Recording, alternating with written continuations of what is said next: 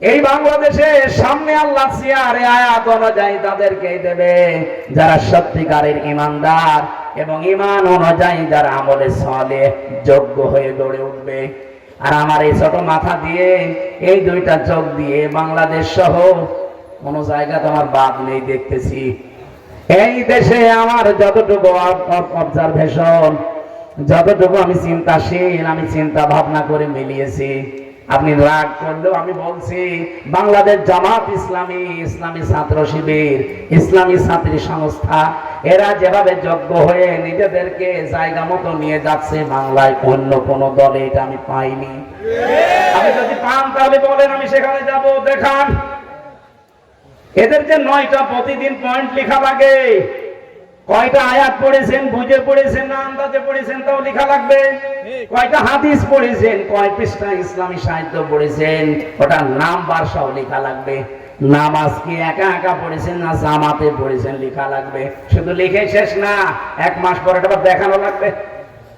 এখন বলছেন আপনাকে যোগ্য করে গড়ে তুলবে, আপনি 6 মাস একাধারে এভাবে করেন, দেখেন সোনার মানুষ হয়ে যাবেন যদি মন থেকে করতে পারেন। লোক দেখানোর জন্য না, আল্লাহর কসম 6 মাস আপনি একটু করে দেখেন। যেদিন আমি শপথে ইন্না সালাতি ওয়া নুসুকি আমির জামাতের কাছে পড়েছিলাম, এই আয়াত আমি সেই ছোটবেলা থেকে পড়ি, কিছুই হয়নি। কিন্তু 2024-এর অক্টোবরের 13 তারিখে আয়াতটা ওনার হাতে পড়ার পরে আমার জীবন আল্লাহ পাল্টিয়ে দিয়েছে। কারণ আমার এই পড়া আর আগের পড়া এক ছিল না। قل إن صلاتي ونسكي ومحياي ومماتي لله رب العالمين। এইটা পড়ে আপনাকে শপথ দেয় না, এসে লাগে এইসব বলেন বলেন। সারা বাংলাদেশের 1 ইঞ্চি জায়গা দেখান সেখানে এই দাওয়াতি পৌঁছায় না, প্রত্যেক জায়গায় পৌঁছাচ্ছে। এখন দাওয়াতি মিশনও চলছে অলরেডি। এরপরেও যদি কেউ সত্যের এই দাওয়াতে আহ্বানে সাড়া না দিয়ে অন্ধের মতো আচরণ করেন, আমার মনে হয় আজরাইল আসার আগে আপনি আর ভালো হবেন না। আরে ভাই, আমি আপনার শত্রু না, কসম আল্লাহর কোরআন আমার সামনে, আমি আপনাকে বাঁচাতে চাই। আল্লাহর ওয়াদা ছিল ঈমান আনার পরে আপনাকে যোগ্য হওয়া লাগবে। সালেহ মানে আমরা বুঝি নামাজ পড়া, রোজা রাখা, ঘন্টা দিয়ে থাকায়। কে বলেছে আপনাকে? সালেহ আধুনিক অর্থ হচ্ছে যোগ্যতা সম্পন্ন হওয়া লাগবে। যে যেখানে আছেন ওই জায়গায় আপনাকে যোগ্য হওয়া লাগবে এবং সৎ হওয়া লাগবে। আর আমরা সৎ মানুষ যে পেয়েছি, যোগ্য মানুষ পেয়েছি, তার বাস্তব উদাহরণ মাওলানা মতিউর রহমান ইসাম। মন্ত্রীর মন্ত্রণালয় চালিয়েছে, এরপরে 36 টাকা বেঁচেছিল ফেরত দিয়েছে। এর চাইতে আবার কি দেখানো যায় আপনাকে বলেন? আপনি মানুষই খুঁজে পান না যে ভালো মানুষ কারা। একটা মানুষ দেখান তো বাংলাদেশে যে দায়িত্ব পালন করার পরে 36 টাকা ফেরত দেয়। একটা মেম্বারও ফেরত দেবে না, সে একজন মন্ত্রী। বাংলাদেশে অলরেডি আমরা প্রমাণ করে ফেলেছি একটাই দল আছে তার নেতা কর্মীরা একেবারে 100% স্বচ্ছ, বিশেষ করে অর্থনৈতিক জীবনে। এর যাতে যদি 1 চুল বেশি ভালো মানুষ পান আপনি আমাকে বলেন, আমি সেখানে যাব। বহু দাড়িওয়ালা মানুষ দেখেছি, মসজিদের ক্যাশিয়ার হয় 2 বছরে ধনী হয়ে। হ্যাঁ, আমি দেখেছি। কি গো, মনে হচ্ছে জিবরাইল কিছু দিয়ে গেছে। বড় বড় দাড়ি, অথচ মসজিদে টাকা মারার যোগ এই নারোয়া এলাকা মনে হয় নেই। এত কিছুর প্রমাণ থাকার পরেও যদি আপনি বলেন যে না আমি আরো দেখবো, কি দেখবেন আপনি? দেখা সব শেষ। বাবা চালিয়েছে, মানুষ দুর্ভিক্ষে মারা গেছে 74 সালে, জিজ্ঞাসা করে দেখেন। আমি সেদিন একজনের কাছে শুনলাম প্রায় 4 লাখের উপরে মানুষ মারা গেছে দুর্ভিক্ষে বাবার সময়। স্বামী চালিয়েছিল, কাঙ্ক্ষিত মানে শান্তি দিতে পারেনি। চাচা চালিয়েছে 9 বছর 10 বছর জেল ফিরেছে। বুবু চালিয়েছে, আপা চালিয়েছে, আবার বুবু এসেছে, সব দেখা শেষ। সামনে কোরআনের বাংলাদেশ। এটা দেখতে চান না? একটা বড়র জন্য মনের ভেতরে একটু আকাঙ্ক্ষা আসে না যে দেখি না কেমন হয়? গোবিন্দ পরামানিক পর্যন্ত বলছে যে কোরআনের হাতে দেশটা দিলে আমরা সবচেয়ে বেশি নিরাপদে থাকবো। গোবিন্দ পরামানিকের মতো একটা হিন্দু, সে যদি এই কথা বলতে পারে, বিশ্বাস করতে পারে কোরআনের উপরে, এই দেশের অন্তত ইসলামপন্থীদের উপর, আপনার কি হয়েছে? দল মত সব ভুলে যাবে। এবার একটাই জিনিস দেখতে বাকি আছে, এটা দিয়ে আমরা দেশ চালাবো। আমি গ্যারান্টি দিলাম, এখানে 73টা ধারা আছে। সূরা ফুরকান ৭৭টা আয়াত আছে, ৭৩টা ধারা। এই ধারা দিয়ে যদি বাংলাদেশের সংবিধান বানানো হয়, যেহেতু সংস্কার চলছে এই জন্য বলছি, সবই সংস্কার চলছে, আমরা চাই দায়িত্বে যারা আছেন খুব তাড়াতাড়ি এই সূরা ফুরকানের এই ৭৭ আয়াতের ৭৩টা আয়াত সংসদ সংবিধানে আপনি সংযোজন করে দিন। সবই যখন সংস্কার করছেন, এটা করেন না কেন? 5 বছরও লাগবে না, 5 দিনে এই ৭৩টা ধারায় বাংলাদেশ মিনি জান্নাত হয়ে যাবে ইনশাআল্লাহ। একটা ধারা এখনো পর্যন্ত আসে না, জান্নাত হবে কি করে? এই জন্যই তো এখন অনেকে মাথা ছাড়া দেয়, এদিক ওদিকে উকি ঝুঁকি মারে। আপনি এটা কায়েম করে দেন, বিশেষ করে 68 নাম্বার আয়াতটা, এই 3টা বিধান আছে আয়াতের ভেতরে। আমার মনে হয় এই 3টা যদি রাষ্ট্রীয়ভাবে কায়েম হয়, এই দেশে আর কেউ এই যে মানুষ হত্যা করছে যেভাবে, কিচ্ছু হবে না, সব বন্ধ হয়ে যাবে। আল্লাযীনা লা ইয়াদউনা মা'আল্লাহি ইলাহান আখার, এটার দ্বারা শিরক বন্ধ হবে। বাংলাদেশে মাজার পূজা, এই পীর পূজা, আরে কবর পূজা, ওয়ালা ইয়াকতুলুনা আন-নাফসাল্লাতী হারামাল্লাহু ইল্লা বিল হক, এইটার দ্বারা দেশে অন্যায় হত্যা বন্ধ হবে। 3 নম্বরে ওয়ালা ইয়াজনুন, এই যে জেনা ব্যভিচার যেটা চলছে এটা বন্ধ হবে। আল্লাহ এই 3টা পাপ যারা দুনিয়ায় করে তাদের বলেছেন ডবল শাস্তি দেব, ইউদাফ লাহুল আযাব ইয়াউমাল কিয়ামা ওয়া ইয়াখলুদু ফীহি মুহানা। আল্লাহ আমাদের হেফাজত করুন এবং আমাদের আশা এই ৭৩টা ধারা যেন বাংলার সংবিধানে সংযোজন করা হয়। এটা শুধু আমার একা দাবি না, আপনি এখানে জিজ্ঞাসা করে দেখেন, 100 জনের 100 জন মানুষ বলবে আমরা এই ধারাগুলো চাই। আপনারা চান না? এটা রেকর্ড হয়ে যাওয়া পর্যন্ত চলে যায়। পৃথিবীতে এখন যারা খ্রিস্টান, ইহুদি যারা দাবি করছে আমরা আহলে কিতাব, এ মিথ্যা কথা। কারণ আহলে কিতাব হলে হযরত মুসা আলাইহিস সালামের আদর্শ তাদের ভেতরে থাকতো, হযরত ঈসা নবীর আদর্শ তাদের ভেতরে থাকতো। ও শয়তানরা নবীদের নামও পাল্টিয়ে দিয়েছে। আমি বাইরের দেশগুলোতে সফর করে দেখেছি, খ্রিস্টানদের সাথে মিশলে যদি জিজ্ঞাসা করি আপনার নবীর নাম কি, বলে যিশু।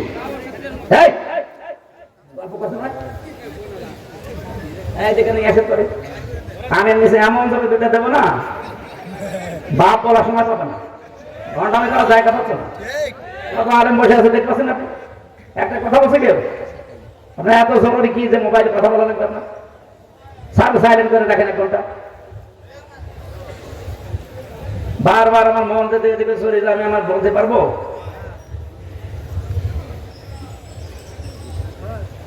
খ্রিস্টানদের নবীর নাম জিজ্ঞাসা করলে ওরা যিশু বলে, নবীর নামও পাল্টিয়ে দিয়েছে।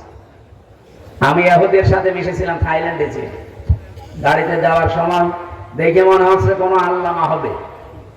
ওর সাথে যে ওর স্ত্রী আছে, 3-4টা ছেলে মেয়ে, একটা এই কাঁধে, একটা এই কাঁধে, একটা কাঁধে, একটা ওর হাতে, একটা পেটেও আছে মনে হয়। মানে সেই হাত মোজা পা মোজা পরা, এরপরে ওর দৃশ্য দেখে এত বড় বড় দাড়ি, ওপরে সে পাগড়ি বাঁধা, আর জোব্বা তো পা পর্যন্ত। আমি মনে করলাম এ মনে হয় কোনো ফেরেশতা মেরেশতা হবে। আচ্ছা ভাই, হ্যালো ব্রাদার বলে ইংরেজিতে জিজ্ঞাসা করলাম ওনার, এই যে কি আপনার নাম কি? নাম বললো, নাম শুনে বোঝা যাচ্ছে। জিজ্ঞাসা করলাম জাতির নাম, ইহুদি। নবীর নাম কি? যোসেফ। যোসেফ নাম মুসা নবী। ওরা মুসা আলাইহিস সালামকে যোসেফ বলে ডাকে, আর ঈসা নবীকে যিশু বলে ডাকে। হযরত ইব্রাহিম আমাদের জাতির পিতা, এই নামও শয়তানরা পাল্টিয়ে দিয়েছে, বলে যে আব্রাহাম। আমাদের জাতির পিতার নাম কি আব্রাহাম? কি না? ইব্রাহিম আলাইহিস সালাম। এই দেশে যাকে জাতির পিতা বলে চালাতে চেয়েছিলেন, এটা তো নতুন করে তোফায়েল আহমেদ এই নামটা দিয়েছে। এর 109 বছর আগে, 109 বছর আগে একজন মুসলমানের নাম জাতির পিতা কি বঙ্গবন্ধু, এই শব্দটা উল্লেখ করা আছে। আপনি ইতিহাস পড়ে দেখেন, এটা চুরি করা হয়েছে এই শব্দটা। বাংলাদেশ সহ বিশ্বের বহু জায়গায় বিভিন্ন শব্দ চুরি করে মুসলমানদের বিপক্ষে লাগিয়েছে কেউ কেউ, আর কেউ কেউ কারো নামকে উপরে তোলার জন্য ব্যবহার করেছে। তার ভেতরে বঙ্গবন্ধু একটা। শেখ মুজিবুর রহমান, তার নামের আগে বঙ্গবন্ধু লাগানো হয়। তার 109 বছর আগে একজন মুসলমানের নাম উপাধি দেওয়া ছিল এই ভারতবর্ষের ভেতরে, তার নাম ছিল আমি ইতিহাস পড়ে বলছি, তার নাম দিয়েছিল জাতির লোকেরা, দেশের লোকেরা, বঙ্গবন্ধু, বাংলার বন্ধু। সেটা চুরি করে এতদিন পরে একজন লোকের নাম লাগিয়ে দিলেন। ওনার কর্মজীবন পড়ে, জেলে 3 বছর ছিলাম আমি, ফাঁসির কন্ডেম সেলের ভেতরে। আমার 24 ঘন্টা তালা লাগিয়ে রাখতো। কারারক্ষী বেশিরভাগই পড়তো হিন্দু। দেবদোলা, সুব্রত বালা, আশিক, সঞ্জয় দত্ত, তো সবই আল্লাহ নবীর নাম বলছি। এদের আচরণও এরকম করা। তো এমনি আলেম সালেম বোঝে না, আর হুজুর দেখলে ওরা আরো খেপে যায়। আমার একদিন বললাম যে প্রতিদিন এই যে তালা লাগিয়ে রাখেন 24 ঘন্টা, একটা বই মই দিতে পারেন না, একটু পড়ি। ওরে আল্লাহ বই নিয়ে এসেছে বঙ্গবন্ধুর আত্মজীবন, পড়ি কি করবো না, হুজুরের ভেতরে জ্ঞান আছে, কারণ বই নেই, সারাদিন তালা লাগানো, কি করবো, ওইটাই পড়ি। এক কথা কয়বার পড়া যায়, ভালো বই নিয়ে আসেন তো। অনেক পরে দেখি বই নিয়ে এসেছে বঙ্গবন্ধুর ছেলেবেলা, গার্ব পান না। ওদের লাইব্রেরিতে এবার নতুন বই এসেছে বঙ্গবন্ধু কর্নারে, নিয়ে আসে। তৃতীয় সপ্তাহে দেখে নিয়ে এসেছে বঙ্গবন্ধুর সিন সফর। আরে শয়তান, যা বলি সব বই দিকে নিয়ে যা, কোরআন হাদিসের বই তো আপনি বুঝবেন না। আপনি এটিএম আজহারুল ইসলামের কাছে যান, হিমেল বিল্ডিং এ থাকে, যে বলবেন হামজা বইসেস, আল্লাহর ইশারা একজন মুসলমান কারারক্ষী দিয়ে উনি 2টা তাফসীর পাঠিয়েছিল, ফি জিলালিল কোরআন, তাফহিমুল কোরআন। আল্লাহর এই মাসলুম বান্দাটা এখনো পর্যন্ত জালেমের কারাগারে। যে মামলা দিয়েছিল সে পালিয়েছে, মামলার আয়ও পালিয়েছে, বিচারপতি পালিয়েছে, সবচেয়ে বড় জালেম সেটা পালিয়েছে। এই মাসলুম মানুষটা জেলে থাকবে কোন কারণে? এখন যারা দায়িত্বে আছে খালি বাঙালিকে হাইকোর্ট দেখায়, যেদিন বিচারপতি আসেনি এদিন কঠিন রায় হবে, ঝামেলা কি, সমস্যা কি? বাংলাদেশে যত বড় বড় মানুষকে বের করে দিলেন, নাম বললে মুখ খোলাবেন না। হ্যাঁ, রাজনৈতিক দর্শন আপনার সাথে আমার মেলে না, এটা আলাদা বিষয়, কিন্তু মাসলুম মানুষ একটা। এটিএম আজহারুল ইসলাম বাংলাদেশের সবচাইতে বড় মাসলুম এখন। 6 মে আপনি রায় দেওয়ার কথা জানিয়েছেন, এবার কিন্তু আর হাইকোর্ট দেখাবেন না। আমরা চাই 6 মে আল্লাহর এই মাসলুম বান্দা বাইরে চলে আসুক। এই কারা চান দেখি, দেখেন তো, হাত তোলেনি কে? হ্যাঁ, এটা রেকর্ড হচ্ছে, আলহামদুলিল্লাহ। আমি দল বেদল বুঝি না, ওনার কাছে থেকে আমি 3টা বছরে অনেক কিছু পেয়েছি। লোকটার ভেতরে ইখলাস আছে, তাওয়াক্কুল আছে আল্লাহর প্রতি। আমারে মাঝে মাঝে বলতো, হামজা দোয়া করবা আল্লাহ যেন আমার ঈমান থেকে না সরিয়ে দেয়। কারণ এখানে আসার পরে এই 13 বছরে বহু মানুষকে দেখেছি ঈমান পর্যন্ত ঠিক রাখতে পারে না। কারণ এটা জেলখানা, এটা দুনিয়ার জাহান্নাম। এখানে টিকে থাকা খুব কঠিন। শয়তান তো ধোঁকা দেয়, মন থেকেও ধোঁকা আসে। এরকম কঠিন অবস্থায় কত আলেমকে আমি, এই যে হেফাজত ইসলাম বাংলাদেশ, এখানে 76 জন আলেম আমার সাথে ছিল। কত মানুষ কত উল্টাপাল্টা ধারণা পর্যন্ত শেষ পর্যন্ত করে ফেলেছে, যে আর সহ্য হয় না। কারণ যোগাযোগ বিচ্ছিন্ন, 24 ঘন্টা তালা লাগানো, অন্যের সাথে যা আচরণ করে তার 100 ভাগ কড়াকড়ি করে আমাদের সাথে। কারণ হুজুর এই কারণে উনি আমার মাঝে মাঝে সেই কয়েকদিন দেখা হয়েছিল হাসপাতালে গিয়ে বলতো, হামজা দোয়া করবা আল্লাহ যেন ঈমানের সাথে আমাকে এই দুনিয়ার জীবন ত্যাগ করার তৌফিক দেন। আর আমার সারা জীবনের আশা, সাধারণভাবে আমি মরতে চাই না। সাইদি সাহেব যে দোয়া করতো, আল্লাহুম্মা ইন্নী আসআলুকা শাহাদাতান ফি সাবিলিক, আমি ওইটাই চাই। আমি শাহাদাতের মরণ নিয়ে আল্লাহর সামনে দাঁড়াতে চাই। আমার সাথীরা সব শাহাদাতের মরণ পেয়ে পেয়ে আল্লাহর কাছে দেখা করলো, আমি এখনো যেতে পারলাম না।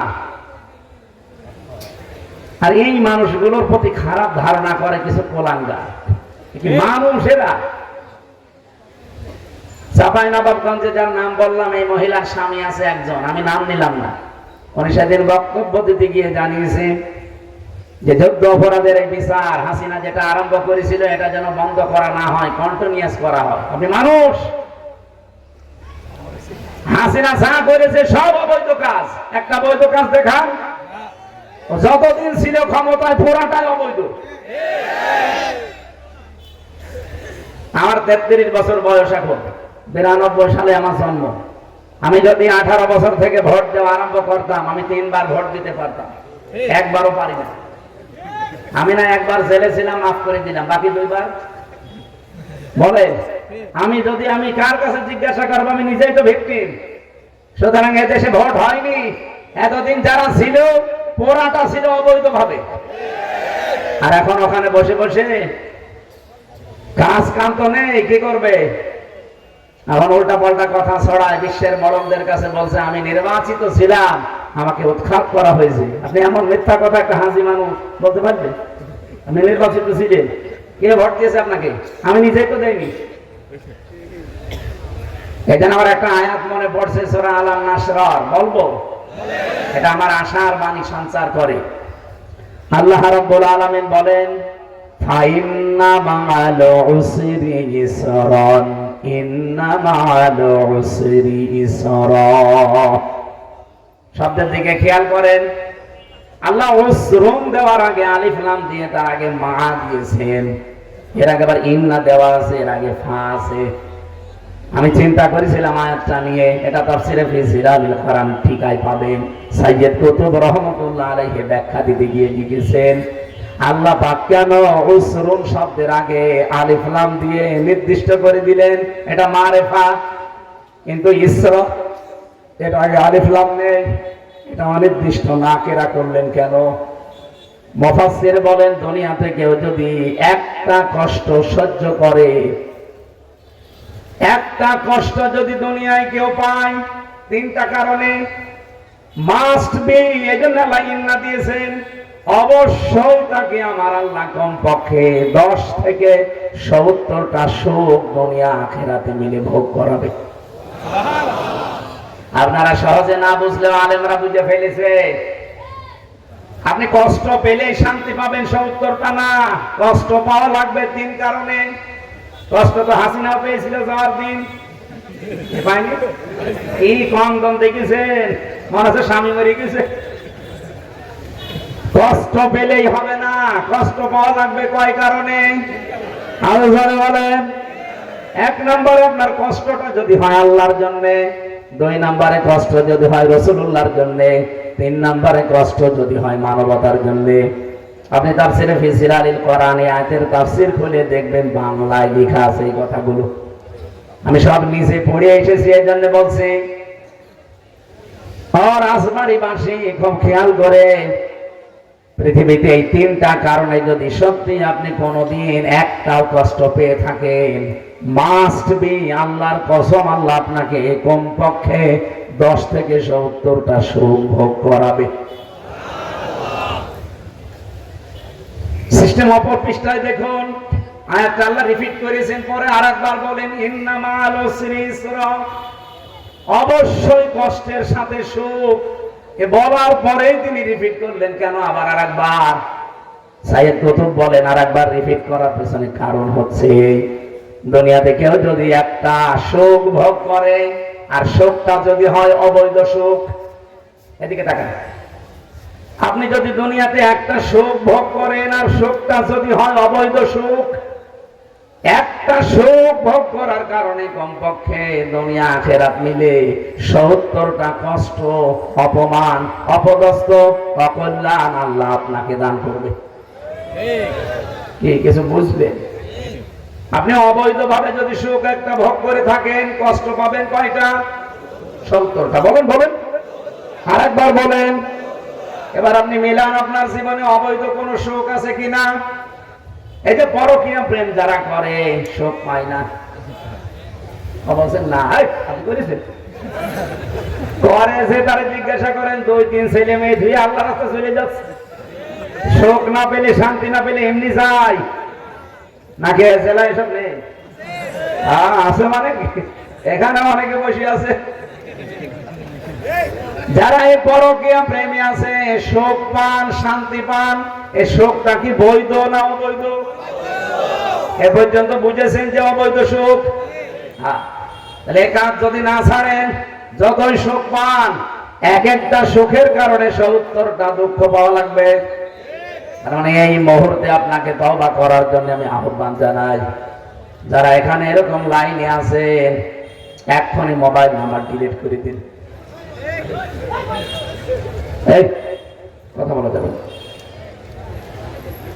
যারা যারা এই লাইনে আছেন এই মুহূর্তে আপনাকে আমি এই তওবা করাবো। মাহফিল দিয়েছেন পরিবর্তনের জন্য, নেন তাড়াতাড়ি ডিলিট করেন, মোবাইল হাতে নেন। কারো ভাবির সাথে লাইন চলছে, কারো পরকীয়া প্রেম চলছে প্রতিবেশীর স্ত্রীর সাথে, অনেকের বেশিরভাগ লাইন চলে বিবাহিত মেয়েদের সাথে। তাড়াতাড়ি করেন বলছি, এখনই মোবাইল নিয়ে কিন্তু চেক হবে। মোবাইল নাম্বার ডিলিট করে দিন। এখন যদি নাও মোবাইল নিয়ে এসে থাকেন বাড়িতে ডিলিট করে দেবেন। কারা কারা রাজি আছেন দেখে? দাড়ি মুখে নিয়ে কার সাথে লাইন চলছে আপনার? আপনি হাত তুলতে গেছেন, আপনার হাত তোলা ঠিক আছে। দাঁড়িয়ে মানুষ খারাপ বল, আরে টোপে মাথা থেকে খুলে দাড়ি কেটে লাইন করবে না। রাজবাড়ি মনে হয় এরকম উল্টা পাল্টা কাজ হয় না, কারণ কাজ হবে কি করে? এই জেলায় তো হালাল জিনিস আছে সেই নদীর ধারে। এই জেলার জন্য এটা গজব, এটা একটা প্রকাশ্য কবিরা গুনাহ চলতেছে জেলার জন্য। আমার মনে হয় একটা গজব এটা। আল্লাহ আর কোন জেলা পাইল না, আমার জেলার জন্য একটা গজব আছে, এই লালনের মাজার। সারা পৃথিবীতে একটাই মাত্র জায়গা নিরাপদ গাঁজা খাওয়া, পুলিশ পাহারা দিয়ে গাঁজা খাওয়ায়। আমার এই যে দুইটা আয়াত থেকে যে আশার বাণী দিলাম, এই 15.5 বছরে যারা ক্ষমতায় ছিল বৈধভাবে না অবৈধ, তারা সুখ পায়নি। সুখটা কি বৈধ সুখ? আরো জোরে বলেন। এই অবৈধ সুখ ভোগ করার কারণে এক একটা সুখে যদি 70টা করে দুঃখ পাওয়া লাগে, 15.5 বছরে আপা কমপক্ষে 50টা সুখ পেয়েছে। আমি 50টা ধরলাম, এক একটা সুখে যদি 70টা করে দুঃখ পাওয়া লাগে আপার, কমপক্ষে 3500 দুঃখ হবে। আপনি যে এখনই বলছে চট করে চলে আসবো, কি করে আসবেন? 3500 হয়েছে। 3500 দুঃখ পাবেন দুনিয়ায় শুধু একার জন্য। এরপরে আপনার ছেলের জন্য পাবেন, মেয়ের জন্য, বোনের জন্য, বোনের মেয়ের জন্য, আর বাকি আত্মীয় স্বজন তো বাদ দিলাম। সবই যেহেতু আপনার আশ্রয় প্রশ্রয়, এগুলো অন্যায়কারী, আর এগুলো প্রমাণিত তারা যে অন্যায় করেছে। আর এই অন্যায় করার মাধ্যমে বিভিন্ন জেলায় তারা সুখ পেয়েছে। 1628 জন তো অলরেডি পেয়েছে। কেউ যদি বাংলাদেশে সুখ শান্তি অবৈধভাবে না পেয়ে থাকে, 1628 জন পেয়েছে। কে নাম ধরা লাগবে? তার ভেতরে আপনাদের এখানকার যিনি দায়িত্বে ছিল, শেষের নাম হাকিম, ইয়াসিন আল কোরআনিল হাকিম। যত সুখ পেয়েছে ওর এক একটা সুখের কারণে 70টা করে দুঃখ দুনিয়া আখেরাত মিলে আল্লাহ দেবে। এরপরে চট করে ঢুকে পড়বে, তাছাড়া উপায় নেই। আল্লাহ অলরেডি একজনকে শাস্তির আওতায় ফেলে দিয়েছে, ওই যে মেরামত আলীকে। কেরামত মেরামত বলি ডাকি, ওরে কেরামত বলা যায় না। ওর ভাই আর একটা। আমি আপনাদের আশার বাণী এমনি বানিয়ে শোনাইনি, কোরআন থেকে শুনিয়েছি। যারা আমরা আল্লাহর জন্য, রাসূলুল্লাহর জন্য, মানবতার জন্য কষ্ট করেছি, বহু আলেমকে এই দেশে তারা উপরে উঠতে দেননি। কি নাম ধরা লাগবে? এই যে এগুলো প্রমাণটা। এই মানুষগুলো যেখানে থাকার কথা শুধু পরিচয় দলীয় আছে, এই কারণে তাদের উঠতে দেননি, আরো নিচে নামিয়ে দিয়েছেন। এরা কষ্ট পেয়েছে হয় আল্লাহর জন্য, নাই রাসূলুল্লাহর জন্য, নাই মানবতার জন্য। আর আপনারা কষ্ট পাচ্ছেন কি? আল্লাহর জন্য, রাসূলুল্লাহর জন্য, মানবতাকে আরো ধ্বংস করার জন্য কষ্ট পাচ্ছেন। এই যে পাশে এই যে শহীদ শুয়ে আছে সাগর, আল্লাহ তার কবরকে জান্নাতুল ফেরদাউস বানিয়ে দেন, বলেন আমিন। অনেক শয়তান এখন আর স্বীকার করতে চায় না, এখন তো পার হয়ে গেছে, বলে না ওরা শহীদ হয়নি। আরে শয়তান, শহীদ হয়নি মানে 16 বছর তিরাক লড়াতে পারোনি বাবু, তখন ফতোয়া দাও। আর এখন বাড়ি থেকে বের হতে পারো, লজ্জা লাগে না? আমার নিজেরও তো লজ্জা লাগে। আগস্টের 5 তারিখের আগে রাজবাড়ির বালিয়াকান্দি আমি আসবো কল্পনাও ছিল না। কি কথা বলছেন এখন? আর এখন আসেন তো মাইক কেড়ে নেবেন, অনুমতি দেবেন না। কোন বাহাদুর, বীর বাহাদুর আসেন, আপনার আমি মাইক ছেড়ে দিলাম, আসেন। সারা বাংলাদেশে এটা চলছে, যেহেতু লাইভ চলছে, রেকর্ড হচ্ছে, ওপেন ভাবে বলছি, ৫৬,০০০ বর্গ মাইলের কোন ইঞ্চিতে কোন শয়তান যদি কোরআনের অনুষ্ঠানে বাধা দেয়, আলেমকে অপমান করে, এই যে সাক্ষীরা কালকে করেছে এক কুলাঙ্গার, ওরা একেবারে জায়গায় মাটির নিচে পুঁতে ফেলবেন, বিসমিল্লাহি ওয়া আলা মিল্লাতি রাসূলিল্লাহ বলার দরকার নেই। কারণ বিসমিল্লাহি ওয়া আলা মিল্লাতি রাসূলিল্লাহ যোগ্য না, কথা বলেন না কেন? এমনিও জাহান্নামে যাবে আব্দুর রউফ, অমনিও যাবে। আলেমকে অপমান করা আর নবীকে অপমান করার সমান, তাই কথা বলেন না কেন? আপনাদের কপালে 15.5 বছরে এমনি আগুন লাগে না, বহু আলেমকে অপমান করেছে। কি গালি দিত রিমান্ডে, আমার মা বাপ তুমি গালি দিত, কি করেছি আমি এত? যে কয়টা রিমান্ডে অফিসার পেয়েছিলাম, একটাও মানুষের বাচ্চা না, অথচ নামের আগে মোহাম্মদ ইমরান হোসেন, মোহাম্মদ আসাদুজ্জামান, মোহাম্মদ আতিকুল্লাহ, নাম কি সুন্দর সুন্দর দেখেছে। আর শয়তানরা গালি দিত উল্টা পাল্টা, আল্লামা সাইদির মা বাপ তুলে গালি দেয়, আর আমি তো ছোট মানুষ, বলে জেনাকারের পক্ষে কথা বলেন, নাউজুবিল্লাহি মিন যালিক। আরে রাজবাড়িবাসী, কেউ যদি এখন আপনাকে বলে যে হামজা এখন জেনা করে আসলো, আপনার বিশ্বাস হবে? বলেন, আমার মতো একটা সুইলপুটি, একটা কাঠ বললাম, কাঠও না, আমার তো কাঠের মতোই লাগে দেখতে, একটা তক্তা মোল্লা আমি জেনা করেছি, এটা যদি আপনার বিশ্বাস না হয়, আমার মতো কোটি হামজা জোড়া দিলে আল্লামা সাইদির পশমের সমান হবে? আর তার নামে আপনারা জেনার মামলা দিয়েছেন, এমনি আল্লাহ আপনাদের ধরেছে, এই কারণে ধরেছে। আমার মনে হয় ওরা যে আরম্ভ করেছিল, নবী যদি বেঁচে থাকতো নবীকেও খুনি বানাতো।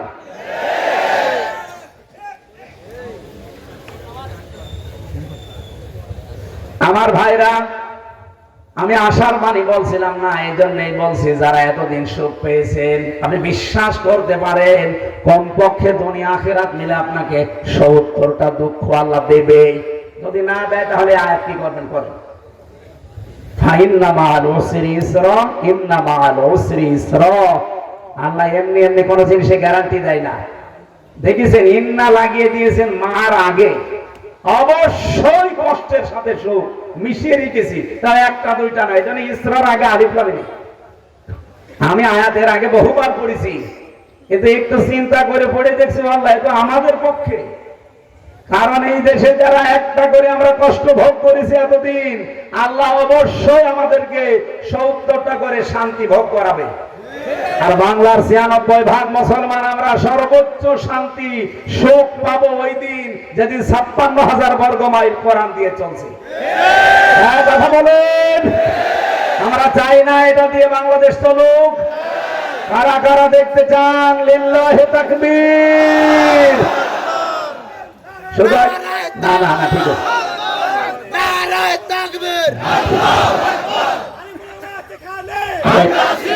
কথা বলতে দেন সময়। আমরা শুধুমাত্র হাত তোলায় বিশ্বাসী না, আগামীতে সময় কিন্তু আসতেছে। এই যে আমার পাশে বসে আছে, ৩০০ জন এমপি সামনে হবে। আমি রাজনৈতিক কথা বলছি না, যদি মনে হয় হ্যাঁ এটাই আমার রাজনীতি। ৩০০ জন এমপি সামনে যাবে, এর মধ্যে ১৫১ জন যদি কোরআনে কারিম বুকের ভেতরে নিয়ে সংসদে যেতে পারে, আমি গ্যারান্টি দিচ্ছি সংসদের প্রথম অধিবেশনে এরকম মানুষগুলো বলবে যে মাননীয় স্পিকার, আমরা নামাজের বিল চাই। আল্লাহর নির্দেশে এটা, আল্লাযীনা ইম্মাক্কান্নাহুম ফিল আরদি আকামুস সালাহ। আমার এরকম বান্দাদের যদি আমি ক্ষমতা দেই, তারা প্রথম দিনই নামাজের বিল আনবে। আর আমার বিশ্বাস, মাওলানা আব্দুল হাই জব্বারের মতো মানুষ, মাওলানা নুরুল ইসলামের মতো মানুষ যদি সামনে বুকে কোরআন নিয়ে যেতে পারে সংসদে, ১৫১ জন মাত্র, এরা যে প্রথম অধিবেশনে যদি বলে আমরা নামাজের বিল চাই, উনি বলবে হাত তোলেন, এরকম ১৫১ জন হাত তুললে নামাজের বিল কায়েম হয়ে যাবে। তখন এ রাজবাড়ী সহ বাংলাদেশের ৬৪ জেলার কোন জায়গায় আমির হামজার নামাজের ওয়াজ করা লাগবে না। ওই দিনই ১৮ কোটি মানুষ নামাজ পড়তে বাধ্য। আপনি হয়তো ভোট দিয়েছিলেন আব্দুল হাইকে একটা, 18 কোটি মানুষ নামাজ পড়লে যে সওয়াব হয়, ওই দিন থেকে প্রতিদিন 18 কোটি মানুষের নামাজে সওয়াব পাবে। আপনি নিয়ে আসেন, কোন হুজুর নিয়ে আসবেন বলেন, আমার ব্যাখ্যা ভুল হয়েছে। মাই ইয়াশফা শাফাআতান হাসানাতান ইয়াকুল্লাহু নাসিবুম মিনহা। এই আয়াতের তাফসীর আপনি ফি জিলালিল কোরআন আর ইবনে কাসির পড়েন। এটা সূরা নেসা 5 নাম্বার পারা 10 নাম্বার পৃষ্ঠা 11 নাম্বার লাইনের 85 নাম্বার আয়াতে আছে প্রথম অংশ। এর পরেরটা আবার আলাদা। এত দলিল দিয়েও কিছু মানুষের দেখে মন পাওয়া যায় না, হুজুর রাজনীতি করছে। আরে শয়তান, বিশ্ব নবী এখন বেঁচে থাকলেও নবীকেও বলতে যে নবী রাজনীতি করছে। এখন অনেকে কথা বলছে না। এখানে যাদের জ্ঞান অনুযায়ী যারা আমল করেন না, তাদের পাপিয়া থেকে পাপি বানিয়েছে, এটা আমি নিজে না, এটা 1000 বছর আগে থেকে চলে আসতেছে। নবী আবু জেহেল থেকে, আবুল হাকাম থেকে আবু জেহেল বানিয়ে দিয়েছে, সে তার জ্ঞান অনুযায়ী আমল করেনি। তাই এখনো যারা এগুলো জ্ঞান পাপী হয়ে করবেন না, আপনার নামও দেখবেন পাল্টিয়ে যাবে। কথা বলেন না কেন? আমরা যেহেতু কোরআনে কারীম শোনার জন্য এসেছি, আমরা প্রবেশ করছি তেলাওয়াতকৃত আয়াতে। দল মত জাতি বর্ণ ধর্ম নির্বিশেষে আজকের অনুষ্ঠানের শুধু মুসলমানদের না, অন্য ধর্মের যদি এলাকায় কেউ থাকেন সবার জন্য কোরআন শরীফ। এটা শুধু মুসলমানদের বাপ দাদার সম্পদ না, মানুষ যারা তাদের জন্য। এই জন্য আল্লাহ দিয়েছেন হাদা বায়ানুল লিন্নাস হুদাল লিন্নাস। মানুষ পদবাচ্য যারা বিবেচিত তাদের জন্য আমার এই কোরআন। কাদের জন্য? কোন মানুষ? এই যে লাম শব্দ আল্লাহ দিয়েছেন না, হাদা বায়ানুল লিন্নাস। সূরা আলে ইমরানের 138 নম্বর আয়াতের প্রথম অংশে আছে। আমি তাফসীরে বাইজাবিতে এই লাম নিয়ে চিন্তা করে দেখেছিলাম আল্লাহ লাম কেন দিলেন। দেখি 13টা অর্থ লেখা আছে। লাম ব্যবহার করা হয় আরবি গ্রামার অনুযায়ী 13টা অর্থে। এখানে যে লাম এসেছে জীবিত মানুষদেরকে উদ্দেশ্য করার জন্য। আল্লাহ পাক বলেন আমি কোরআন নাযিল করেছি। এই বায়ান, এই বক্তব্য কাদের জন্য জানো? মানুষের জন্য। কোন মানুষ? জীবিত মানুষ।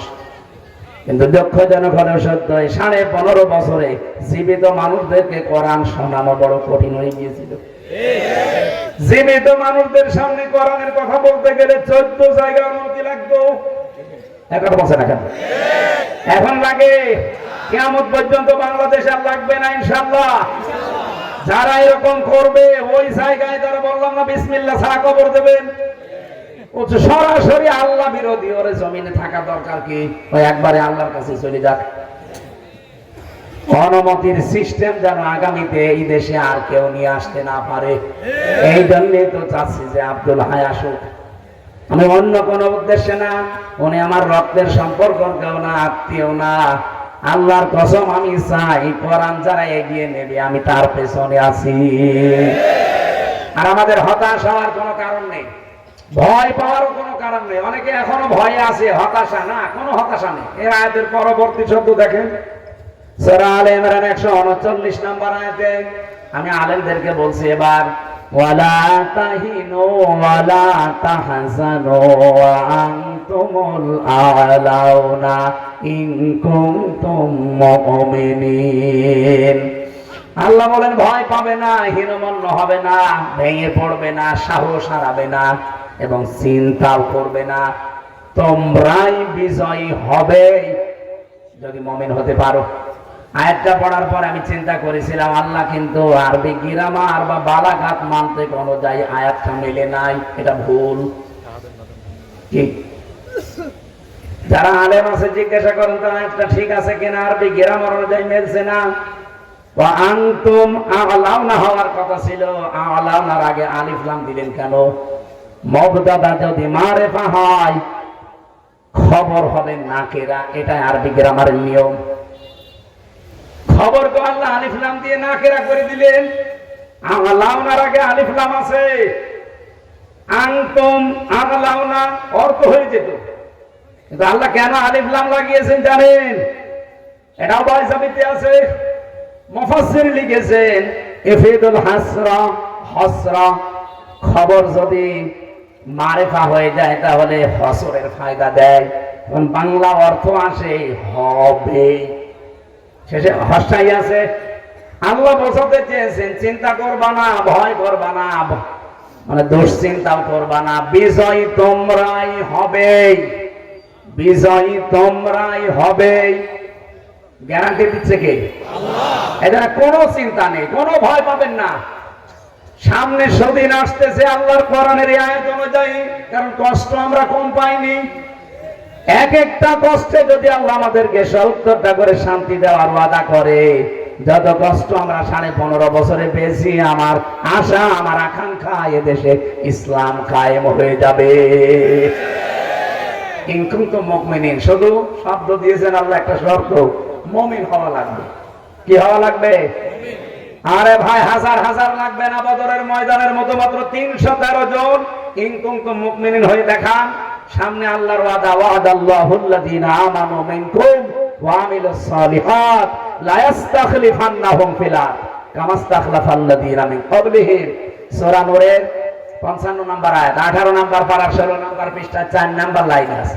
আল্লাহ বলেন, আমি তোমাদের সাথে ওয়াদা করছি, যারা ঈমান আনবে আর আমলে সালেহ করবে। আমলে সালেহ মানে আমি তো এটাই জানি, এখানে যারা আছে আমরা এটাই জানি।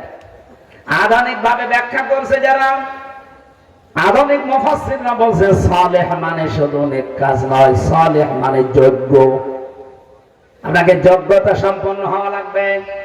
অতীতে আমার আল্লাহ জানে লা ইস্তাখলিফান্নাহুম লামে তাকিদে নুনে সাকিলা দিয়েছেন, অবশ্যই আমি তোমাদেরকে শাসন ক্ষমতা জমিনে দেব, যেমন পূর্বে যারা চলে গেছে তাদের দিয়েছিলাম। এই গ্যারান্টি কার? কি বললেন? শর্ত দুইটাই, যদি ঈমান আনতে পারো আর আমলে সালেহ করতে পারো। আমার ভাইরা, যেহেতু মুমিন হওয়ার জন্য আমার আল্লাহ জানিয়েছেন, আর মুমিন হতে হলে প্রবেশ করা লাগে একটা জায়গায়, সেই আয়াতে আমরা পড়েছি সূরা বাকারার 208 নম্বর আয়াত। উসুলে তাফসীরের মূল নীতি আছে, আমি তাফসীরে বাইসাবিতে পড়েছি 15টা। একটা একটা করে বলতে গেলে আমরা 11টা পর্যন্ত কথা বলতে চাই।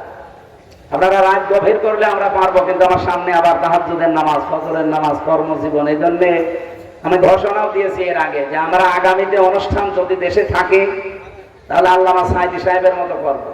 রাত 10টা, 10:30 মাহফিল শেষ হয়ে যাবে।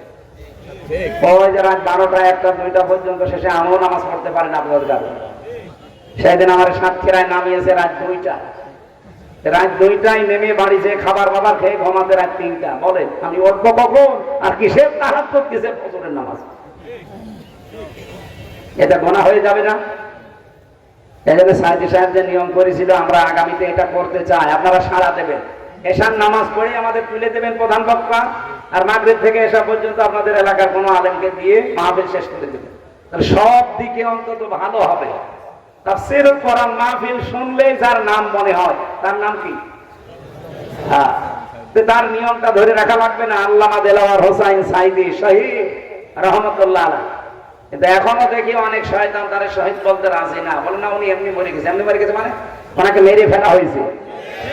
আর আমি নিজে তো প্রমাণ আমার সামনে দিয়ে নিয়ে গেছি। ভালো মানুষ, ওনার হার্টে যদি এত সমস্যা থাকবে তো ওই দিন উনি নিজে বসে থাকলো কি করে? হার্টের ওইভাবে রোগী হলে বসে থাকতে পারে? আবার হাসি দিল কি করে? আমি একদিন পেয়েছিলাম মাত্র 3 বছরের ভেতরে আল্লাহর এই গোলামকে, আমার মাথায় হাত দিয়েছিল 10 মিনিট মাত্র। আমার মনে হচ্ছে এখনো হাতটা লেগে আছে। সুতরাং শহীদ উনি আল্লামা দেলাওয়ার হোসাইন সাইদি রহমতুল্লাহ আলাইহি। আপনি না মানতে পারেন, আপনি মানলেই কি আর না মানলেই কি? বলে আমরা যেহেতু মুমিন হলে এই সমস্ত সুসংবাদগুলো সামনে আসতেছে, যেগুলো বললাম, আল্লাহ রাব্বুল আলামিন বিজয় আমাদেরকে করবে না, শুধু করবে। এই কারণে আমরা মুমিন হতে চাই, আর যেটায় প্রবেশ করলে মুমিন হওয়া যায়। আমি 9টা বিষয় পেয়েছি এই আয়াতের ভেতরে, আমরা সামারাইজ করে 5টা বলবো। আপনারা থাকবেন কিনা 5টা পর্যন্ত বলে? হ্যাঁ, ওঠাউঠি করা যাবে না। জবান খুলে কোরআনের আয়াত থেকে আগে পড়ে। মেয়েরা এসেছে ঠিক আছে, ইনশাআল্লাহ দেখি শেষের পয়েন্টটা মেয়েদের জন্য বলবো। আউযু বিল্লাহি মিনাশ শাইতানির রাজীম। বিসমিল্লাহির রহমানির রহিম। এই ভাই, আমার ওয়াজে ফেলে আপনি চলে যাচ্ছেন না? রওশনের সাথে আকাশ লাগে না।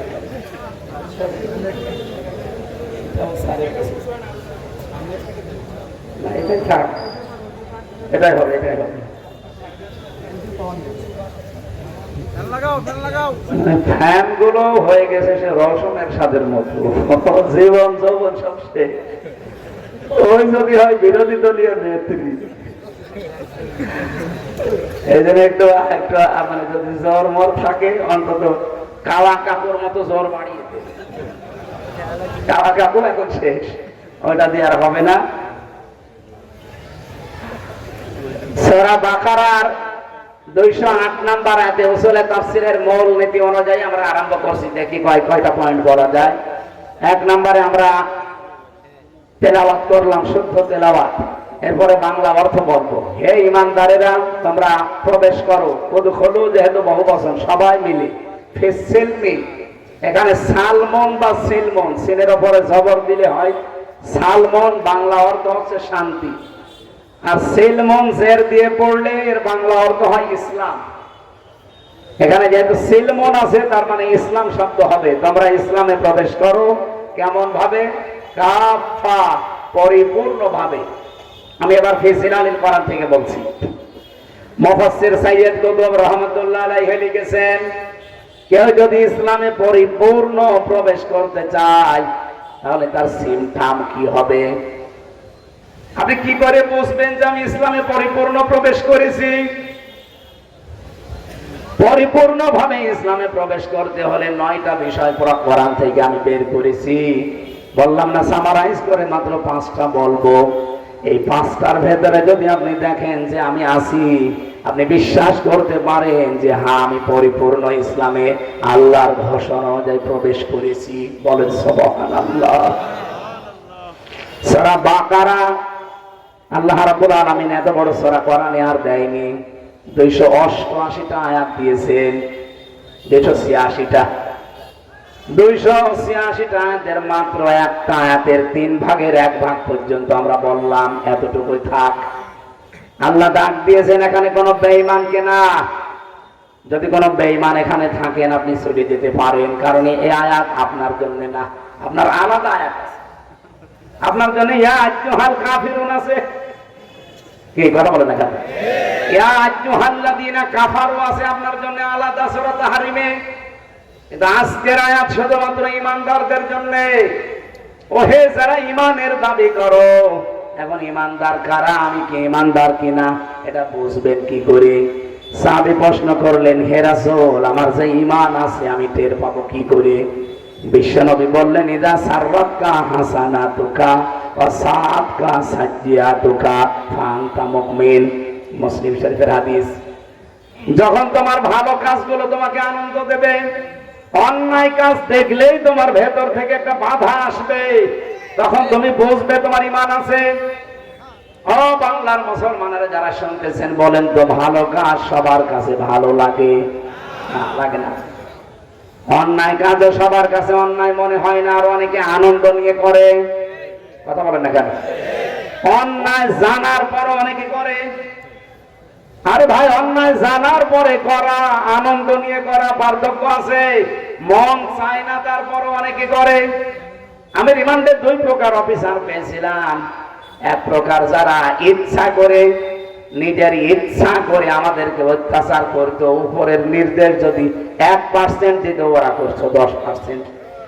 আমি এমনও পাহারাদার পেয়েছিলাম, কারারক্ষী, এমনকি রিমান্ডে এমন কিছু অফিসার পেয়েছিলাম, ওরা রাতের বেলা যখন ওই ক্যামেরাগুলো বন্ধ হয়ে যেত, সিসি ক্যামেরা, যেহেতু মাটির নিচে, আমি তো 10 দিন ছিলাম ওই আয়না ঘরে মিনিটায়, মানে রাতের বেলা এসে হাত চেপে ধরে বলতো, হুজুর মাফ করে দিয়ে, আসলে আমি কিন্তু এগুলো চাই না, বাধ্য হচ্ছি। এই 2 জনের ঈমান কি এক? অন্যায় দেখলে আপনার ভেতর থেকে একটা বাধা আসবে। যদি বাধা না আসে, আপনি বুঝবেন আপনার ঈমান নেই। হ্যাঁ, আপনি নামাজ পড়তে পারেন, নামাজ আপনার প্রতি আব্দুল্লাহ ইবনে উবাইও পড়তো। আপনি রোজা রাখতে পারেন, সেও রোজা রাখতো, কিন্তু তার ঈমান ছিল না। আজ বাংলাদেশে তো মানুষ আমরা ঠিক এই কায়দায় আছি, দেখতে মনে হয় জিবরাইলের ছোট ভাই, তো ভেতরে ঈমান নেই। অন্যায় দেখলে আপনাকে প্রতিবাদ করা লাগবে, হয় হাত দিয়ে। মান রাআ মিনকুম মুনকারান ফালিয়ুগায়্যিরহু বিয়াদিহি।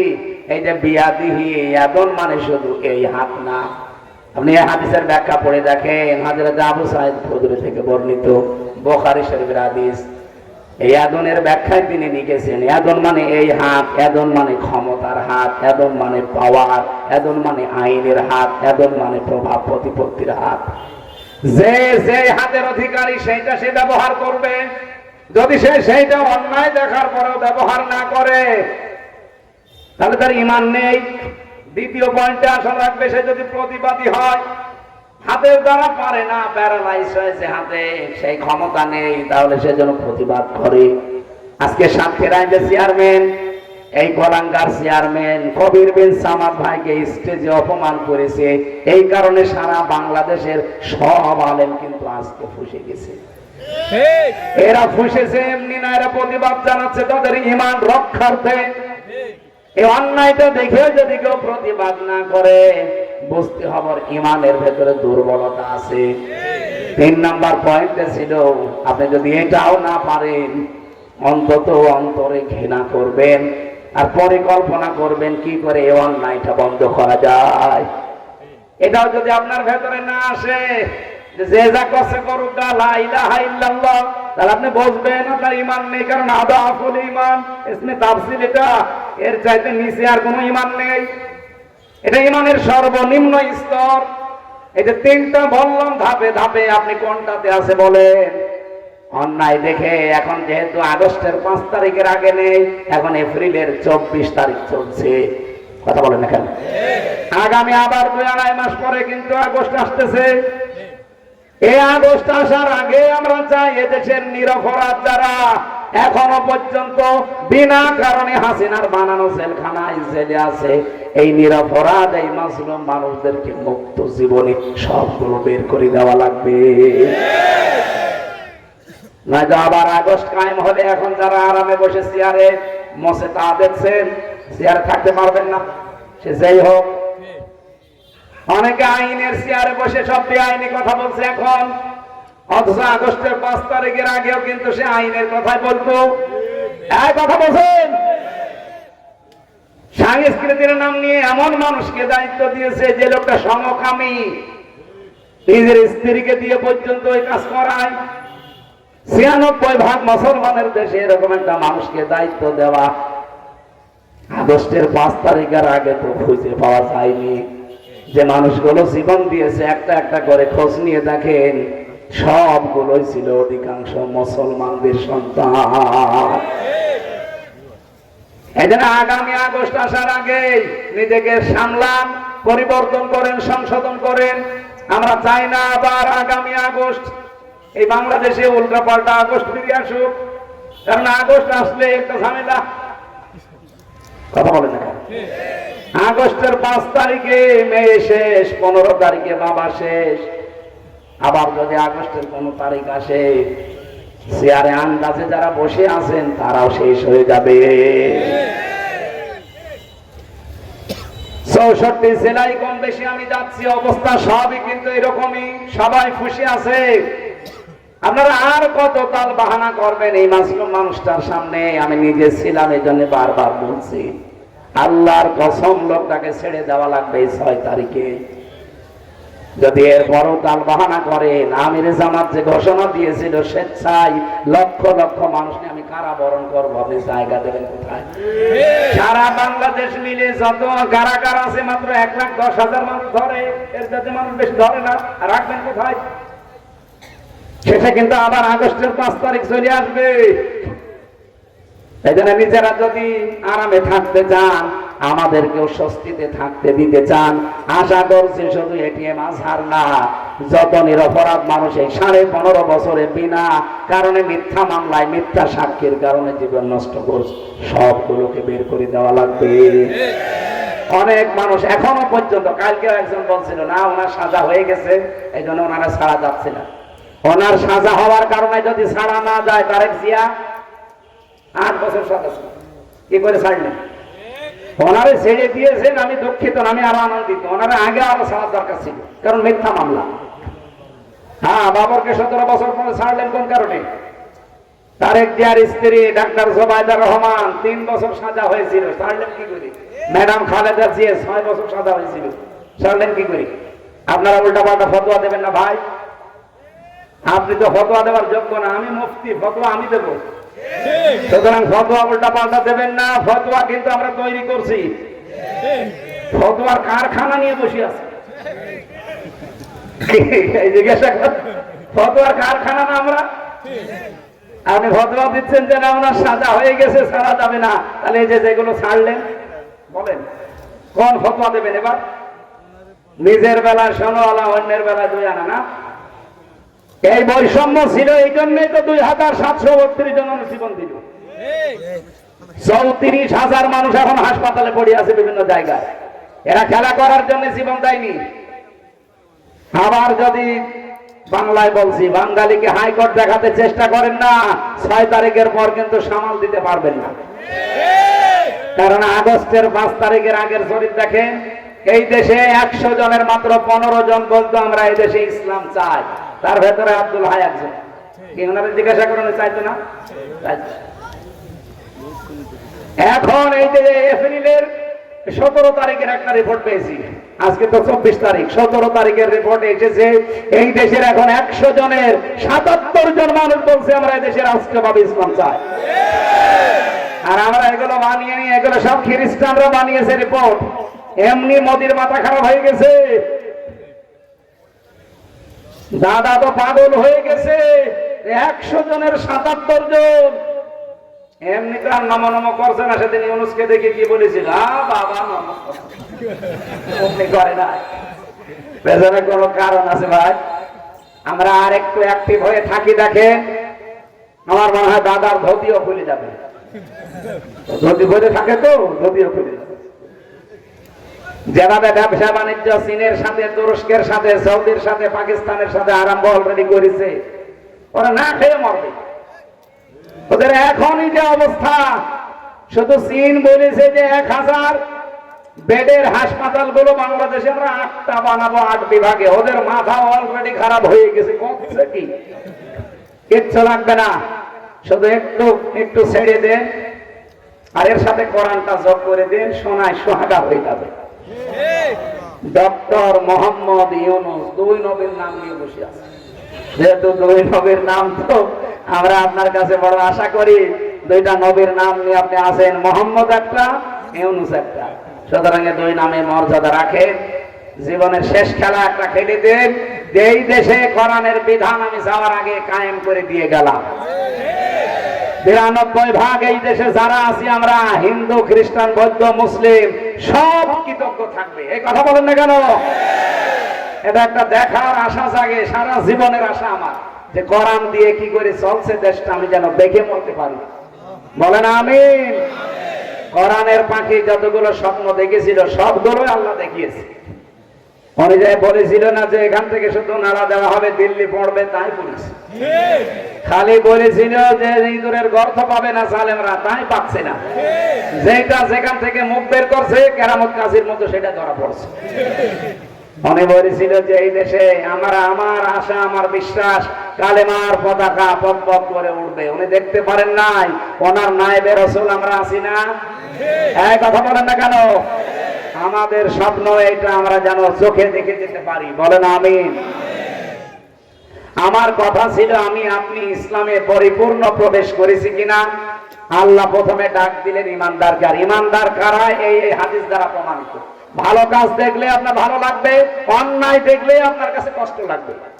যদি লাগে তাহলে বুঝবেন আপনার ঈমান আছে, যদি না লাগে আপনি যত বড়ই বুজুর্গ দাবি করেন আপনার ঈমান নেই।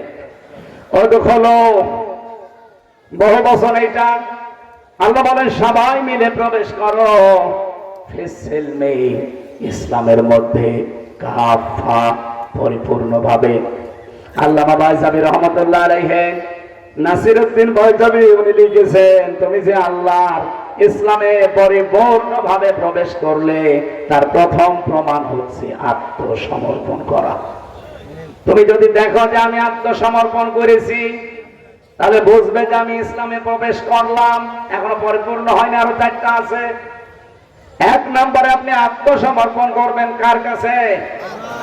কোরআনে কারীম আমাদের জাতির পিতা ইব্রাহিম নবীর উদাহরণ সেট করেছে।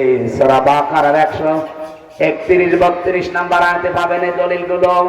ইয ক্বালা লাহু রাব্বুহু আসলিম ক্বালা আসলামতু লিরাব্বিল আলামিন। স্মরণ করো ওই সময়ের কথা যখন আমাদের জাতির পিতা ইব্রাহিম নবীকে আল্লাহ বলেছিলেন আত্মসমর্পণ করো। উনি বললেন আমি আত্মসমর্পণ করলাম, স্যালেন্ডার অলরেডি করে ফেলেছি। ওনার স্যালেন্ডারের ধরন কি ছিল?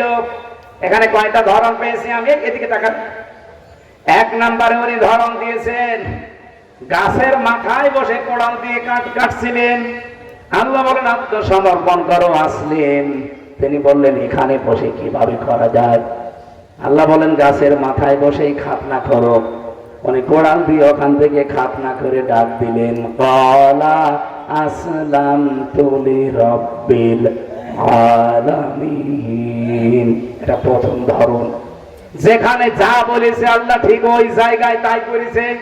দ্বিতীয় ধরনে এসেছে হযরত ইব্রাহিম এবং ইয়াকুব নবীর নাম পেয়েছে। জীবনে সর্বশেষ যে দিন ইন্তেকালের আগে আওয়াসা বিহা ইব্রাহিম বানিহি ওয়া ইয়াকুব ইয়া বানিয়া ইন্নাল্লাহা আস্তাফা লাকুমুদ-দীন ফালা তামুতুন্না ইল্লা ওয়া আনতুম মুসলিমুন। হযরত ইব্রাহিম এবং ইয়াকুব ইন্তেকালের আগে তার সন্তানদেরকে আমি কিন্তু ধরন বোঝাচ্ছি যে আত্মসমর্পণ কিভাবে করবেন। 1 নম্বরে যেখানে যা বলেছে সেখানে তাই করা। ওনার জীবনে বড় বড় 50টা পরীক্ষা পেয়েছি আমি। সন্তানকে জবাই দেওয়া, আগুনের ভেতরে ঝাঁপ দেওয়া, সন্তানকে মরুভূমিতে রেখে আসা, আল্লাহর কাছে 86 বছর পর্যন্ত ধৈর্য ধারণ করে সন্তান চাওয়া, রব্বি হাবলি মিনাস সালিহিন। এরকম 1টা 2টা না, পুরা জীবনে তার 50টা পরীক্ষা ছিল। প্রতিটি পরীক্ষায় আমার আল্লাহ তাকে উত্তীর্ণ করেছেন। এই জন্য যেখানে যা বলেছে আল্লাহর সঙ্গে সঙ্গে তিনি পাস। আল্লাহ রাব্বুল আলামিন বলেন তার দ্বিতীয় ধরন ছিল এটা। জীবনের শেষ দিন ইন্তেকালের আগে সন্তানদেরকে ডাক দিয়ে বললেন আমার কলিজার টুকরা সন্তানেরা, অবশ্যই আল্লাহ তোমাদের জন্য মনোনীত করেছেন একটা দিনকে।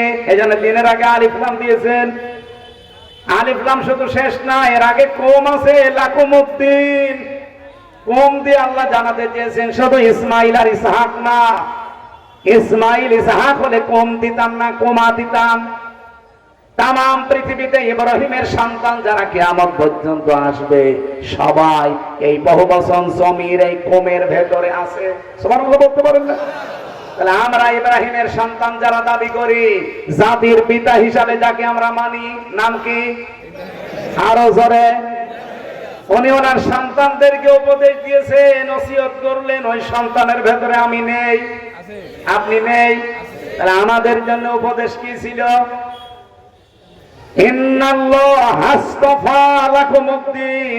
অবশ্যই আল্লাহ তোমাদের জন্য একটা দিনকে মনোনীত করেছেন, নির্বাচিত করেছেন, পছন্দ করেছেন। এখন দিন কি? এই রাতের পরে যেটা আসবে ওই দিন। বলেন বলেন। কোরআন শরীফে আমি দিনের 19টা অর্থ পেয়েছি। প্রতিটি জিনিসের সামনে আপনাকে আত্মসমর্পণ করা লাগবে। সবচাইতে বেশি আমার কাছে পারফেক্ট মনে হয় দিন মানে জীবন ব্যবস্থা, ইসলাম। এজন্য ইন্নাদ-দীনা ইনদাল্লাহিল ইসলাম আফা গায়রা দীনিল্লাহি ইয়াবগুন ওয়া লাহু আসলামা মান ফিস সামাওয়াতি ওয়াল আরদ ওয়া মান ইয়াবতাগি গায়রাল ইসলামি দীনান ফালা ইউকবালা মিন। এরকম সূরায় 17টা আয়াত আছে। এই সবগুলো আয়াতের সামারাইজ কথা এই, আল্লাহর কাছে মনোনীত একটাই জীবন ব্যবস্থা, তার নাম ইসলাম।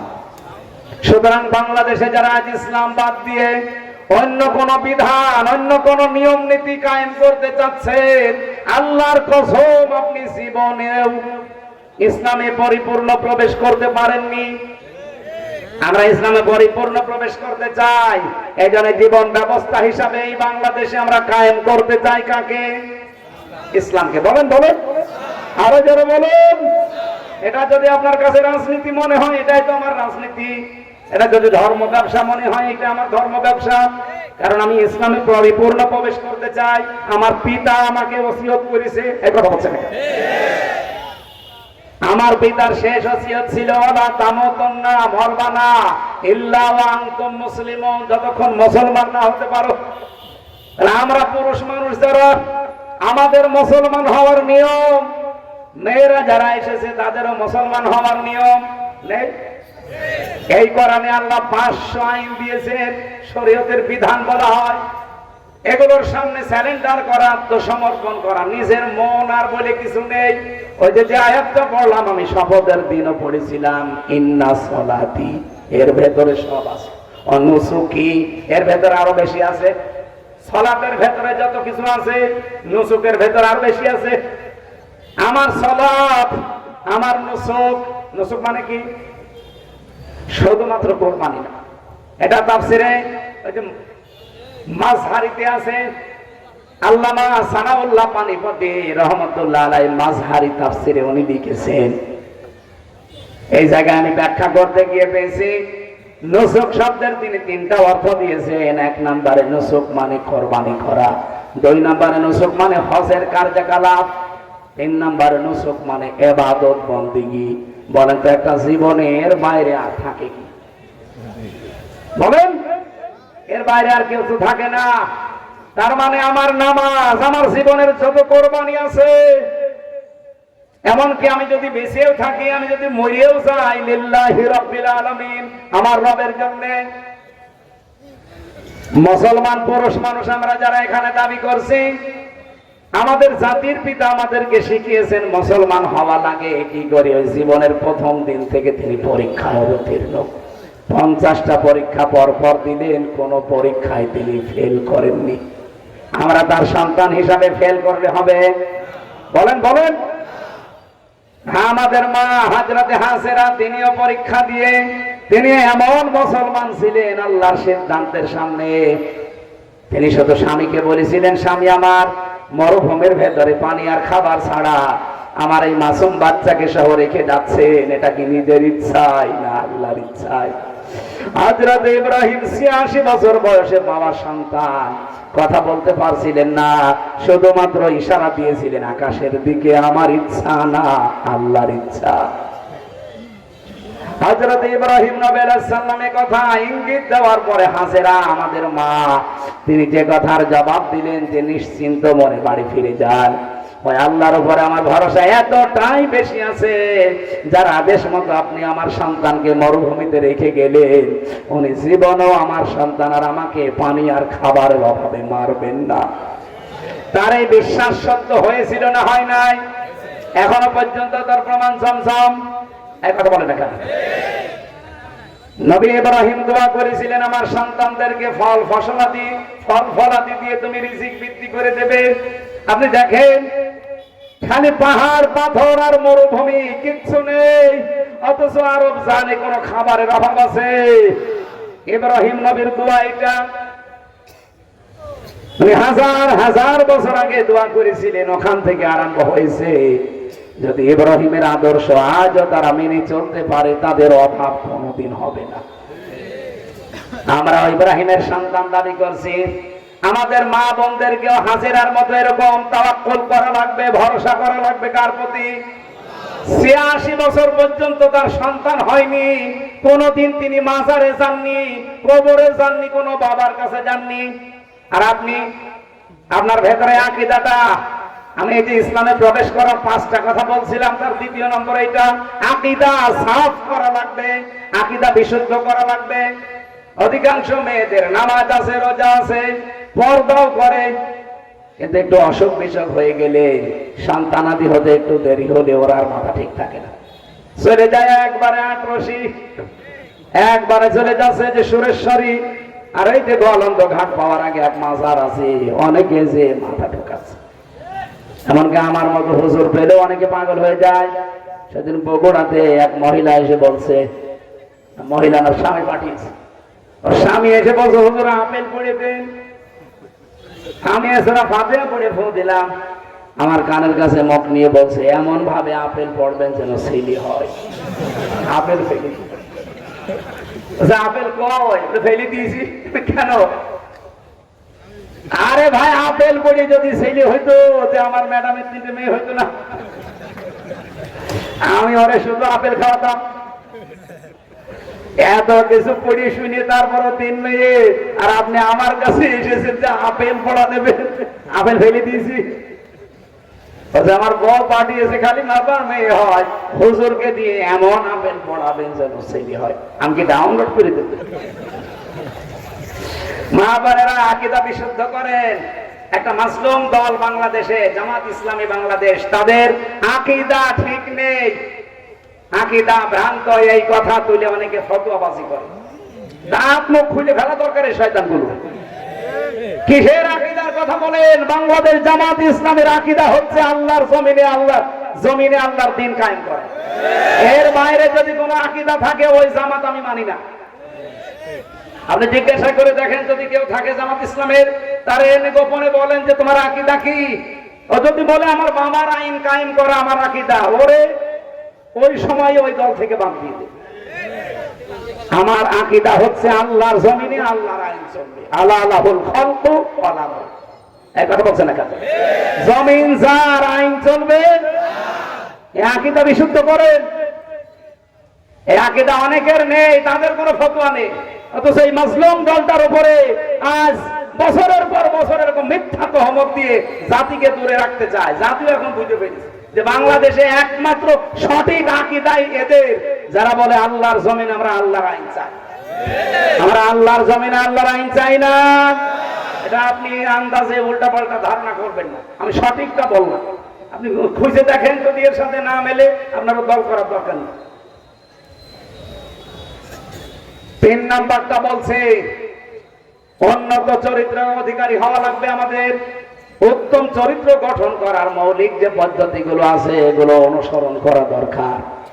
আপনার চরিত্র যদি ভালো না হয়, উন্নত না হয়, আপনি জীবনে ইসলামে প্রবেশ করেছেন এটা বলতে পারেন না। আজ বিশ্বের বহু মানুষকে আমরা দেখতে পাচ্ছি, তারা উপরে মানবতার কথা ছড়ায়, কিন্তু তাদের চরিত্র, এই যে ভারতে মুসলিম আইন, আমাদের বাপ দাদাদের ধর্ম, আমার বাপ দাদার হাজারো বিঘা জমি জায়গাগুলো ওয়াকফ করা, সেটা এখন অবৈধভাবে জোর করে জবরদস্তি করে অবৈধ আইন পাশ করে দখলের চেষ্টায় আছে। কথা বলছে না? আমি যে হাদিস পড়েছিলাম হযরতে আবু যর থেকে বর্ণিত, মনে আছে আপনাদের? মানিদ্দাহা মা লাইসা লাহু ফালাইসা মিন্না ওয়ালিয়াতাবাওয়া মাকআদাহু মিনান নার। যেই জিনিস তোমার না, ওটা যদি জোর করে নিজের দখলে নিয়ে নাও, আমি নবী 2টা কথা তোমার বিরুদ্ধে বললাম, ফালাইসা মিন্না, ওই দিন থেকে তুমি আমার আর উম্মত না। 2 নাম্বার ওয়ালিয়াতাবাওয়া মাকআদাহু মিনান নার, সে যেন জাহান্নামে নিজের স্থান তৈরি করে নিল। আজ ইহুদি আর এই মুশরিকরা এটা তো করেই নিয়েছে, অন্যের জিনিস দখল করে নিজের আয়ত্তে নিয়ে নিয়েছে ইসরাইল, আর এই মুশরিকরা এই কথা বলছে না। 2 নম্বর, বাংলাদেশের সাথে একটা মিল আছে, আমি বলছি না, আমি যেই বললাম আমি বলছি না, আপনারা বলছেন ঠিক আছে, বলার দরকার নেই, বলেন। হাদিসের প্রথম পয়েন্টটা কি ছিল? মানিদ্দাহা মা লাইসা লাহু, যে ব্যক্তি অন্যের জিনিস নিজের দখলে নিয়ে নেয়, ফালাইসা মিন্না, সে নবীর উম্মত না। এজন্য ফা আছে মাঝখানে, ফাটা 19টা অর্থে আসে। এখানে ফা দিয়েছেন খেলা করার জন্য না, নবীর প্রতিটি কথা গবেষণামূলক। ফালাইসা মিন্না, যদি সত্যি উপরের কাজ করেন, নিচের যে শাস্তি আপনার উপরে বর্তাবে। কিন্তু ব্যাখ্যায় আমি আর একটা 2টা জিনিস পড়েছি, এদিকে দেখান, কষ্ট হচ্ছে। 1 নম্বরে বললাম কি, যারা যে জিনিস আমার না, ওই জিনিস যদি আমি জোর করে আমার দখলে নিয়ে নেই, আমার আয়ত্তে রাখি, তাহলে সঙ্গে সঙ্গে আমি নবীর দলভুক্ত থেকে বের হয়ে গেছি, আমি নবীর উম্মত। বলেন বলেন। কিন্তু জিনিস যদি আমারই হয়, ওই জিনিস যদি আমার আয়ত্তেই ছিল কিন্তু হাতছাড়া হয়ে গিয়েছে, ওটা যদি আমি আবার ফেরত পাই, তাহলে আমি এই শাস্তির আওতার বাইরে। এই যে ইসলামী ব্যাংক, যাদেরটা তারা ফেরত পেয়েছে। আপনি এখন যদি বলেন যে ওরা দখল করে নিয়েছে, আপনি পাগলামি কথা বলেন কোন কারণে? ওরা দখল করেছে মানে জিনিস ওদের, ওরা ফেরত পেয়েছে। যারা এতদিন নিয়েছিল ইসলামী ব্যাংক, তাদের এদের মাথার ঘাম পায়ে ফেলা, রক্তের তৈরি করা, কথা বলছেন না কারণ? আপনি বলেন এটা মিথ্যা কথা? যাদের জিনিস তারা ফেরত পেয়েছে বলছে ওরা দখলবাজ, ওরা দখলদারিত্ব করেছে। আরে শয়তানের মিথ্যা কথা বলিস কোন কাজ? যাদের জিনিস তারা ফেরত পেয়েছে তারা এই শাস্তির আওতায় থাকবে না, সুতরাং তারা নবীর উম্মত থাকবে না। না, হ্যাঁ, যে জিনিস আপনার না, আমরা আগস্টের 5 তারিখের পর থেকে দেখতে পাচ্ছি অনেক মানুষ কিন্তু যে জিনিস যার না, সে বাবা শাহজালাল সব হালাল করে দিচ্ছে। নাকি রাজবাড়িতে আছে, মানে নাম ধরা লাগবে। কত জিনিস আপনার না, আপনি নিজের মনে করে সে বিভিন্ন কায়দায় নিয়েছেন। যারা যা নিয়েছেন, ঘাট দখল, মাঠ দখল, বাজার দখল, দোকান দখল, অনেক জিনিস দখল, মেয়ে দখল, বউ দখল, সব ফেরত দেন। আমি আর নিচে নামতে পারলাম না। কত কঠিন কঠিন শাস্তির কথা দেখতে পাচ্ছে। ফালাইসা মিন্না ওয়ালিয়াতাবাওয়া মাকআদাহু মিনান নার। না, আপনার রাগ হলে নবীজিকে বলেন আমার কোনো দোষ নেই ভাই, আমি অ্যাডভার্টাইজ করছি, এই কথা বলেন না।